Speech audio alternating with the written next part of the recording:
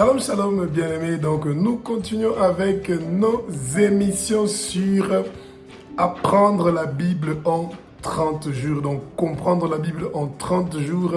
Et aujourd'hui, nous sommes donc à l'émission numéro 8. Nous sommes en train de très bien avancer. Et donc, ça veut dire, si vous avez regardé l'épisode numéro 1 jusqu'à l'épisode numéro 8, ça veut dire que vous avez fait un très bon progrès.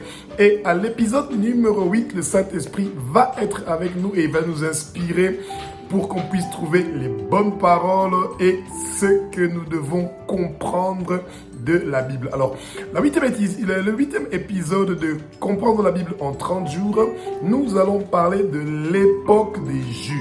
Alors, quand Israël a quitté l'Égypte, ils sont arrivés jusqu'au mont Sinaï. Après Moïse, il y a Josué qui a pris le relais et qui a fait donc la conquête. Et ensuite, Israël est installé, les 12 tribus, sont installées et ça veut dire que Israël peut commencer à vivre. Mais malheureusement, Israël va faire une grande bêtise, celui de ne pas exterminer toutes les nations qu'ils ont trouvées à Canaan quand ils sont arrivés. Donc, toutes les nations qui étaient en Israël pendant ce moment-là, Israël ne les a pas tous éliminés. Et c'est ça que le Seigneur les reprochait. Le Seigneur avait demandé à Israël de éliminer toutes les nations qu'ils vont trouver sur la terre d'Israël, donc de Canaan. Alors, donc, bien aimé, que le Saint-Esprit prenne le contrôle de cette émission et que le Saint-Esprit mette les paroles dans ma bouche pour que vous et moi, nous puissions apprendre au même moment, pendant ce moment où nous sommes en train de découvrir l'époque de juges. Alors, le plan initial de Dieu était celui que Dieu, Abba, notre Père qui est aussi notre Dieu, notre Roi, reste le roi d'Israël.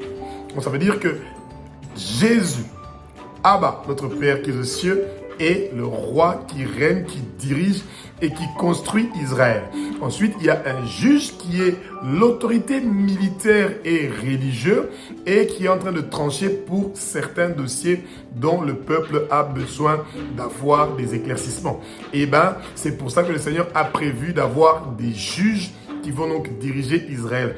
Et les juges étaient donc des chefs militaires d'abord et ensuite des chefs religieux et qui étaient en train de prononcer la justice donc en Israël.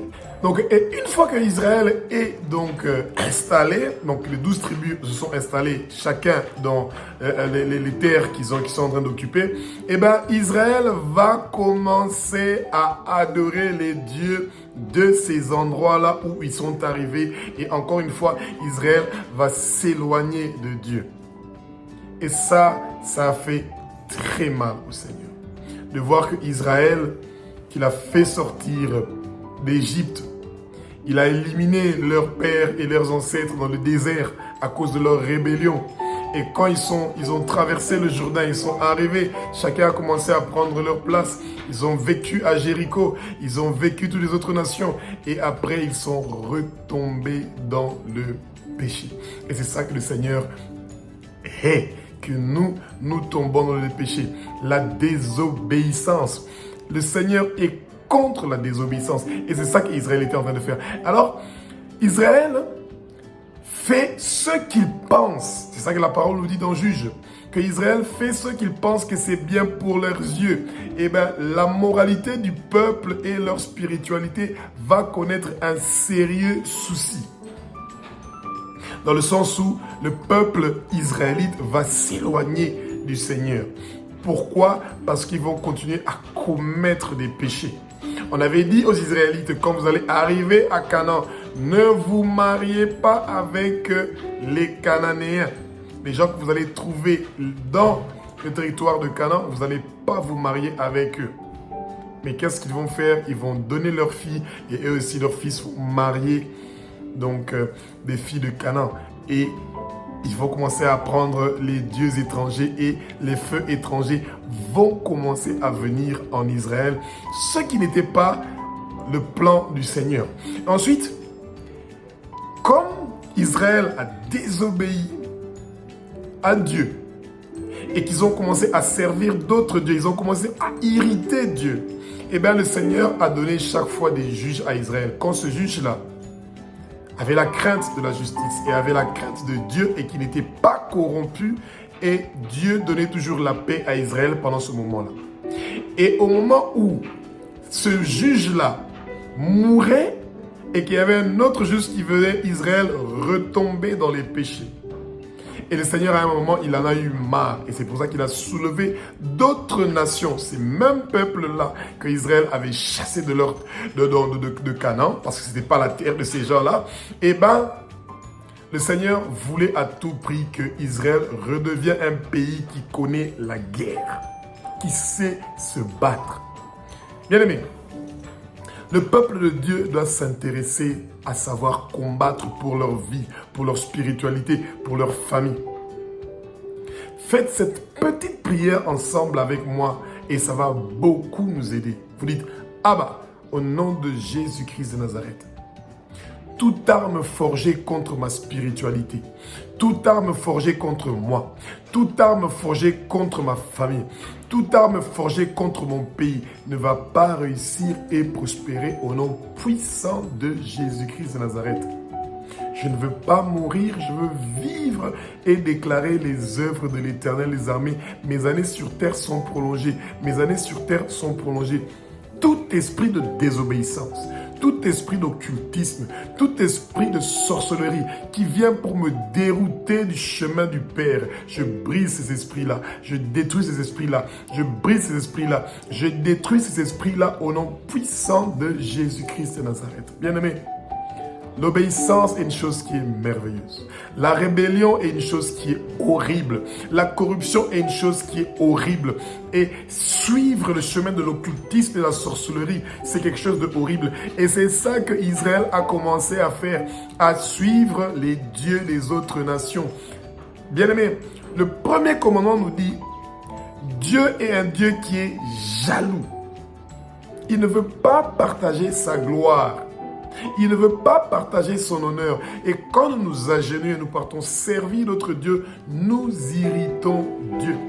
Et comme Israël a commencé à connaître donc des guerres par leurs voisins, parce qu'ils étaient désobéissants, et ben les autres nations ont commencé à attaquer Israël et Dieu a amené cette fois-ci la confusion en Israël. Pourquoi? Parce qu'il a amené cette fois-ci une femme, Déborah et Barak, qui ont donc combattu les ennemis d'Israël qui sont venus effectivement pour faire disparaître Israël parce que c'était une nation qui était puissante, nombreuse. Ils avaient beaucoup de troupeaux, ils avaient une grande récolte, ils étaient devenus riches. Vous vous rappelez, quand Israël a quitté l'Égypte, eh bien, ils ont pris toute la richesse des Égyptiens et ils sont partis avec ça. Et entre l'Égypte jusqu'à arriver à Canaan, partout où Israël a combattu, sauf à Jéricho, sauf à Haï, eh bien, toutes les richesses qu'ils étaient en train d'amasser, Israël était devenu extrêmement riche et puissant. Bien aimé, quand on a la richesse et le confort, on doit se rappeler qu'on se réveille à minuit pour prier le Seigneur, pour lui demander notre délivrance. On doit se rappeler qu'on se réveille tôt le matin. Retournons à notre premier amour. Dites cette petite prière ensemble avec moi. Seigneur Jésus, que le Saint-Esprit me rappelle chaque fois de prendre le temps, de passer le temps avec toi en méditant la parole, en priant, comme je le faisais au premier moment quand j'étais en train de souffrir. Merci Saint-Esprit de me remplir. Merci Saint-Esprit d'habiter en moi. Bien-aimé, c'est très important de vous rappeler de comment vous étiez en train de chercher la face du Seigneur pendant les moments difficiles que vous étiez en train de traverser. Très important. Après Déborah, nous avons donc Gédéon. Gédéon est un agriculteur. Il est humble. Il méprise ses qualités qu'il a. Bien-aimé, le Seigneur n'a pas besoin de licence, de doctorat, de titres. Non.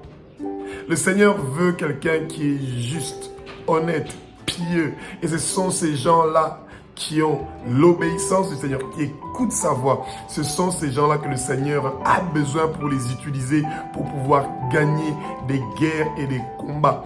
Et Gédéon avait plus de 10 000 personnes qui voulaient partir ensemble avec lui au combat. Mais le Seigneur a jugé que c'était beaucoup parce que si jamais Israël avait gagné ce combat-là avec 10 000 hommes, ils allaient se taper la poitrine et dire que c'est eux qui ont gagné. Et c'est comme ça que le Seigneur a réduit ce nombre-là à 300. Et ce sont ces 300 personnes-là qui sont parties combattre avec Gédéon. Et à l'époque, Israël n'avait pas encore des armes. Et c'est avec le bruit des marmites et des trompettes que Israël a chassé ses ennemis. C'est merveilleux. Et ensuite, la guerre a continué. Donc, dans les juges, vous avez donc Déborah, c'est l'une des célèbres juges. Et vous avez Gédéon qui était un juge très célèbre. Et il y a Samson qui vient, celui qui avait une force de pouvoir tuer 1000 personnes en une fois. C'est incroyable. C'est le juge le plus célèbre de l'histoire des juges. Et ensuite vient Samuel, qui est le dernier juge donc d'Israël et en même temps le premier juge, mais le premier prophète d'Israël. Et l'école de la prophétie commence avec Samuel. Et vous voyez, et le peuple partait jusque vers Samuel parce qu'il cherchait à connaître ce que le Seigneur avait besoin de leur dire parce que Samuel, le Seigneur se révélait à lui. Quand nous allons faire une émission qui parle seulement donc de comprendre le livre des juges, et bien nous allons beaucoup apprendre sur Samuel parce que il a joué un très grand rôle parmi les derniers juges. C'est le juge qui a oint Saoul et qui a oint David. Donc les deux premiers rois d'Israël ont été oints par Samuel. Et bien aimés, continuons à prier, à demander au Seigneur de nous rappeler les choses mauvaises que nous faisons, que nous puissions nous repentir pour que nous puissions voir la grâce du Seigneur. Et dans tout ce que nous sommes en train de faire, nous devons nous rappeler que nous devons demander le pardon du Seigneur de tout le mal que nous sommes en train de faire. Nous devons demander le pardon du Seigneur pour le mal que nos parents ont fait et nos ancêtres. Nous devons demander le pardon du Seigneur pour que le Seigneur puisse nous faire cette grâce-là de pouvoir avoir la force et le courage d'aller combattre avec la sanctification. Bien aimé, une autre clé de pouvoir réussir les combats que nous sommes en train de mener tous les jours, c'est celui de pardonner les autres. Les chrétiens qui ne veulent pas pardonner les gens qui les ont offensés, qui les ont fait du mal, il n'y a pas moyen d'avoir la victoire. Israël partait, chantait, louait, et c'est comme ça qu'ils étaient en train de gagner leur combat. Nous sommes plus que vainqueurs. Nous sommes plus que vainqueurs. Nous sommes plus que vainqueurs par celui qui nous a sauvés. Et son nom, c'est Jésus-Christ de Nazareth, le roi des rois, le Seigneur des seigneurs. Il est le Fils de Dieu. Il est Dieu.